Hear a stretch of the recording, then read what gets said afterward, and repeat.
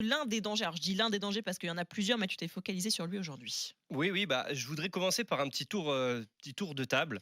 Ouh Vous là, savez que j'aime bien ça. oui, Non, mais c'est vrai. mais elles sont C'est dures tes pour questions ça que j'ai allumé mon généralement. micro. Et vous allez devoir me répondre de la façon la plus honnête possible. Alors, vous levez la main de droite et vous dites Je je le le jure. jure. Je le jure. D'accord. Qui parmi vous connaissait le Marocain Asdine Ounahi avant ce mondial? Alors moi, je suis obligée de dire oui parce que Tu mens déjà. non, parce que Bravo. le week-end en Ligue 1 sur RMC, je l'ai plusieurs fois eu avec Angers. Oui, bon, en tout cas, t'es meilleur que nous tous, Flora. I'm C'est bon, on a sorry. compris. Ouais, si vous ne le connaissiez pas, faut pas culpabiliser. Vous n'étiez pas seul. Ouf. Luis Enrique, le désormais ex-sélectionneur de l'Espagne, ne le connaissait pas non plus avant d'être bouté par le Maroc. J'ai été agréablement surpris par le numéro 8. Je suis désolé, je me souviens plus de son nom. Maman, mais d'où vient ce garçon? Il joue très bien, il m'a étonné. Maman, Maman. c'est rare quand même qu'un sélectionneur fasse l'éloge d'un adversaire après une élimination sans connaître son nom en plus. Ouais, c'est vrai.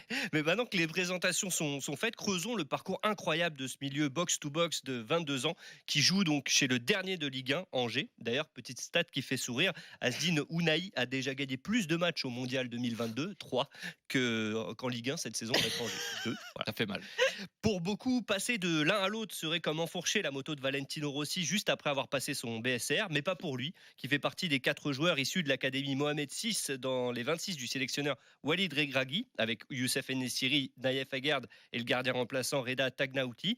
Une fierté pour son ancien formateur là-bas et actuel DTN de l'Arabie Saoudite, Nasser Larguet. Je l'ai connu dans notre structure de l'académie à l'âge de 11 ans. Le voir grandir avec le parcours qu'il a eu en allant à Strasbourg, ensuite avoir été prêté à Avranches et ensuite être à Angers et atteindre ce niveau-là, c'est vraiment exceptionnel, c'est vraiment un régal.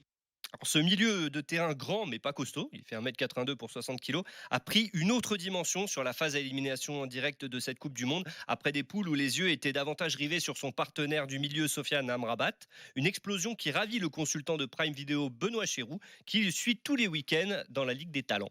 Je me souviens très bien de son premier match à Angers il y a 2 ans contre Lyon où il rentre, il fait des différences exceptionnelles au milieu du terrain, il frappe sur le poteau et tout le monde s'est dit mais il sort d'où celui-là? Il a réussi à élever son niveau de jeu, il se pose pas de questions, qu'il joue en national, en Ligue 1 ou en Coupe du Monde, c'est pareil et c'est ça qui m'épate. C'est un joueur technique avec une VMA exceptionnelle, capable de répéter les efforts, créer des différences. Traduction VMA, vitesse maximale aérobie qui mesure la puissance cardiovasculaire. Oui, tout à fait, absolument, oui, parce que Az, son surnom, il a du coffre. Les qualités évoquées par Benoît, il les a démontrées cette saison en Ligue 1. Il fait partie de ceux qui courent et sprintent le plus. Il est deuxième au nombre de dribbles réussis derrière Messi, dans le top 10 des meilleurs pour remonter le bloc.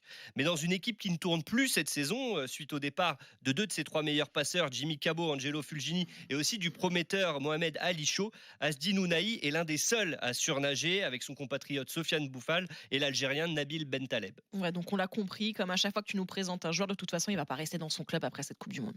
Alors en théorie, il est sous contrat jusqu'en 2026, mais comme l'a dit son président Saïd Chaban sur nos antennes, ça appelle pas mal. J'ai mal à la tête parce que j'ai l'impression qu'il y a pas mal de personnes qui ont retrouvé mon numéro de portable. On est un club tremplin. Donc, le plus important, c'est qu'on trouve un intérêt à la fois pour le joueur et pour le club. Et on n'a jamais retenu un joueur qui voulait partir.